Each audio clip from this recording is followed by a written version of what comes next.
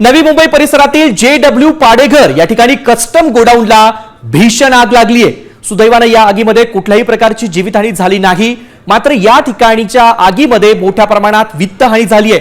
या आगीमुळे कामगारांमध्ये घबराटीचं वातावरण पसरलंय। अग्निशमन दलाच्या गाड्या अद्याप या ठिकाणी दाखल झालेल्या नाही। आपण बघतोय नवी मुंबईतील ही सगळी दृश्य आहेत।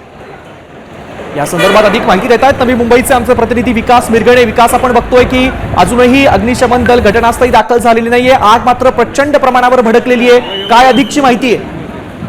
JW पाडघर येथील गोडाऊनला भीषण आग लागलेली आहे। आगीचं कारण अद्याप समजलं नाही, मात्र मोठ्या प्रमाणात 1000 डग कारखान्याला आग लागली असून 15 एकर या गोडाऊनला आग लागलेली आहे। अद्याप फायर ब्रिगेडचे घटनास्थळी दाखल झालेले नाहीये, त्यामुळे कस्टम गोडाऊनला भीषण आग लागल्याची प्राथमिक माहिती येते आणि चौधरी इथे कामगार मोठ्या प्रमाणात आहेत, ते सुद्धा घबराट निर्माण झालेले, ते कामगार अडकलेत का हे पाहणं महत्वाचं राहणार आहे। मात्र आजूबाजूला मोठ्या प्रमाणात आग लागलेली आहे आणि 15 एकर हे गोडाऊन आहे। आजूबाजूच्या गोडाऊनला 2 ते 3 गोडाऊनला जळून खाक झाल्याची प्राथमिक माहिती आता मिळताना दिसून येत आहे।